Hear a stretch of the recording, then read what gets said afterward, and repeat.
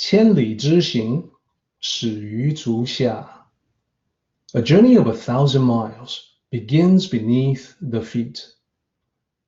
We now gather in the Tao to travel the journey together.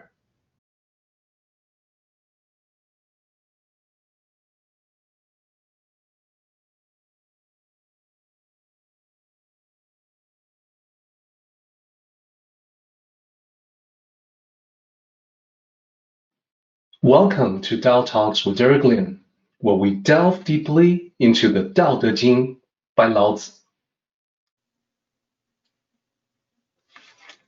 Now, here is where I want to tell you about Grandmaster Chen.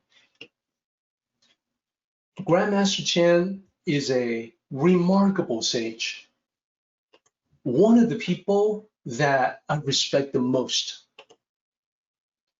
You see, there are things that you learn in Tao Cultivation, and that includes how to look at the world through the Tao lens in order to see the underlying reality in all things. You come across a lot of people in the course of studying the Tao. Some of them have titles, high-level positions, but these are elements of the material world. When you look through the eyes of the Tao, you'll find that some of them are not too different from your level, possibly even less. But with Grandmaster Chen, it's actually the opposite. He had already attained the highest level in Tao cultivation from the material world perspective. But when I see him through the eyes of the Tao, I see that his attainment, his spiritual attainment, was even higher than his title would suggest. Grandmaster Chen was a living sage, and only a handful of people could be described in that way. Grandmaster Chen passed away at the age of 100. He was active in Tao cultivation right up until the end. He was constantly visiting different temples to provide teachings, share the Tao, share insights. His mind was as sharp as ever, at 90 plus years of age. Amazing. And one thing that everyone could agree on was that Grandmaster Chen did everything in accordance with the teachings that he preached. Zero inconsistency between words and actions. Truly a living sage of the Tao. So his name, Chen Deyang, title, Qian Ren, and we usually called him Chen Qian Ren, which means Grandmaster Chen. So one of the things that he discussed was this very chapter, Tao Te Ching chapter 43. When he talked about it, he would start in a similar way as the other Tao teachers by using water as an example of soft overcoming the hard. Despite being soft and formless, he said, water goes through rocks and everything else. And that's from a material world perspective. So what about the Tao perspective? Chen Qianren would note that the Tao cannot be seen, cannot be touched. But the Tao is everywhere, controls everything. So the myriad things of the world, no matter how strong, how hard, must follow and obey the Tao. Nothing can be without the Tao. Then Chen Qianren continues on to discuss human nature. He would talk about how the most difficult things to change in ourselves will be the bad habits, the flaws, the out of control temper, the rage, things that many people would like to change about themselves, but they would always fail to do so. More likely than not, they would fail. Perhaps the most difficult of all was addiction. Here, Chen Qianren would use himself as an example to talk about his life prior to discovering the Tao. Now, this was many decades ago, and he was a much younger man. He had no definite direction in life, and he was definitely addicted to cigarettes and alcohol. He smoked 2 packs of cigarettes a day, and every night he would need to drink half a bottle of whiskey to relax him so he could sleep. That was him back in those days. And he said, those who had never had such addictions have no idea about how difficult it would be to quit, how miserable, how painful it would be to stop.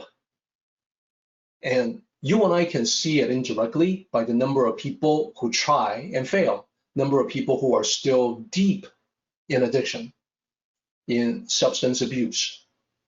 Back then, Chen Qianren had, through an opportunity, become a Tao cultivator.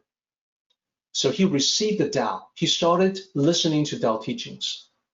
This went on for about half a year, for about 6 months. And then his mentor in the Tao said to him, well, listen, you've been doing this for 6 months. It's time for you to take it to the next level. You should go through the Qingkou ritual. The Qingkou ritual is the vegetarian vow that includes not just stopping consumption of meat, but also ending your addictions like cigarettes and alcohol. So he decided, okay, sure, I'll do it. It's time. And after going through the Qingkou ritual, he realized his smoking and drinking days were coming to an end. But that was easier said than done. He decided to go into it cold turkey. He immediately started suffering the withdrawal symptoms. Without cigarettes, he said, he felt constantly weak and tired during that initial time frame. So he ended up using chewing gum to help him get through the day. He talked about this. He also talked about how without alcohol, he could not fall asleep. He needed something to relax him. He actually spent an entire week without adequate sleep, just could not fall asleep. He was too tense. And that was yet another level of suffering. There were many times he felt he just couldn't do it, ready to give up. And if it was only himself trying to do it on his own, he would definitely have failed. Fortunately, he had the Tao. He used the 3 treasures to steady his mind. His thoughts centered around the Tao to give him strength. And after the first week of pure hell, things started to get a little bit easier. It was still very difficult from time to time, but he felt increasingly confident that he could handle the lure of addiction and, more importantly, all the excuses that he could have given himself.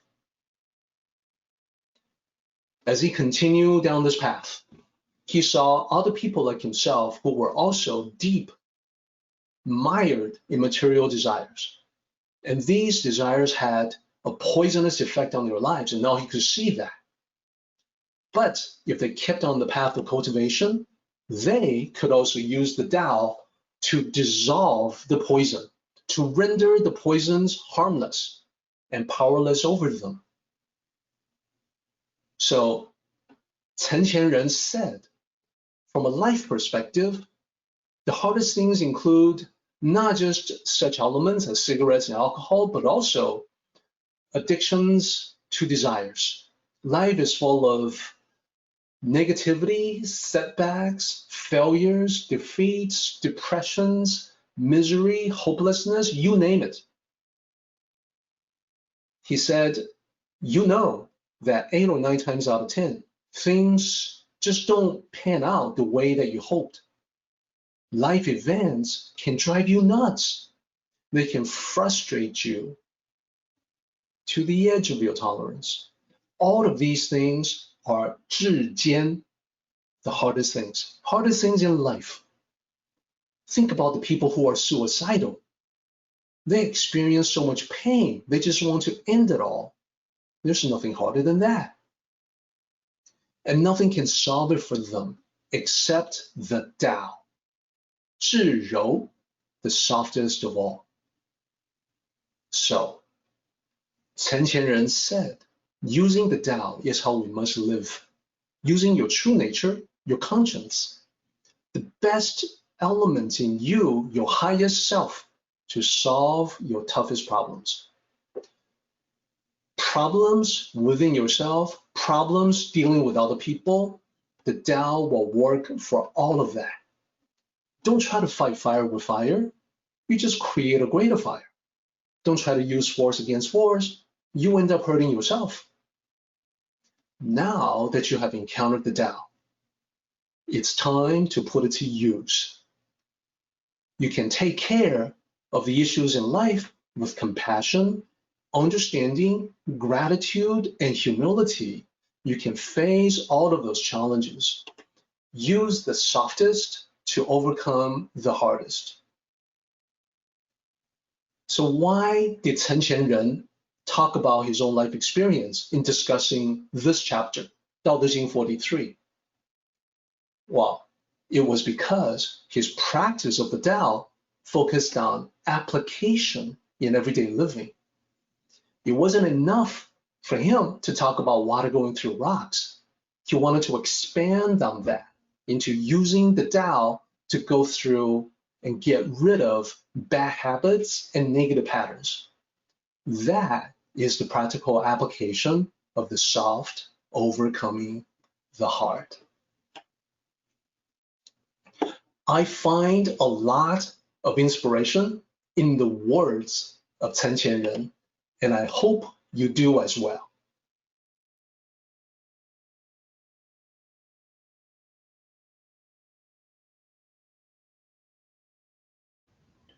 Our meeting has come to an end, but the journey continues on. Let us travel safely. Until next time, may the Tao fill you with peace and happiness.